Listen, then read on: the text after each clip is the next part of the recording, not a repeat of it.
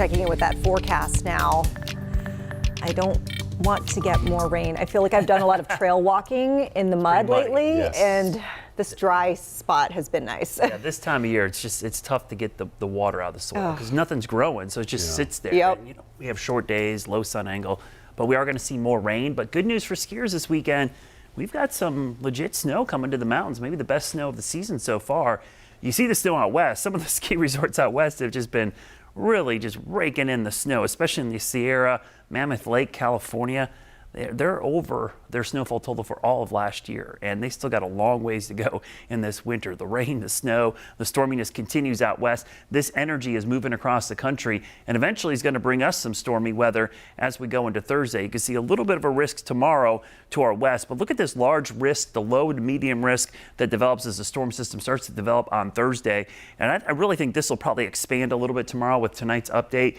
I would expect a low end risk, especially for areas around Charlotte and south and west. So pretty much anywhere south of Interstate 40. The reason why, we do have a pretty good surge in that thunderstorm fuel, which is warm, humid air that tries to get up here Thursday afternoon into Thursday evening. You can see just enough. Now, again, this time of year, it doesn't take much thunderstorm fuel. The jet stream is so powerful, it will really provide a lot of the energy. You'll see that line of thunderstorms developing way ahead of the front here as we go into Thursday morning. Starts to push across the southeast and moves into the Carolinas by Thursday evening. So dinner time entering the mountains, moves across the Piedmont through the evening hours. Then on the backside, a prolonged northwest flow event, which is when we see that northwest flow coming off the Great Lakes, picking up some moisture and pushing it into the mountains. And that should provide some of the best snow of the season, which has not been much so far. But you see the showers and thunderstorms. Look at that line plowing through here between about 5 p.m. and about 10 p.m. on Thursday evening, pushes off to the east. The colder air spills in,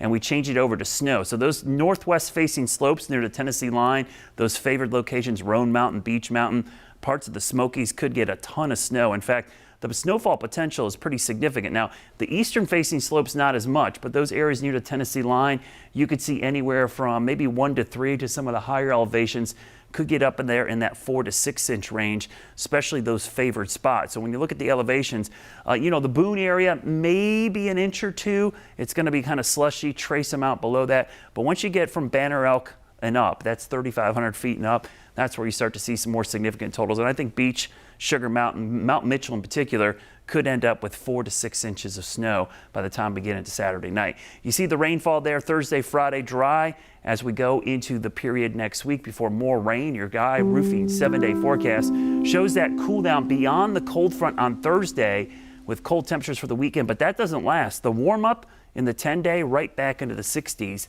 by next week.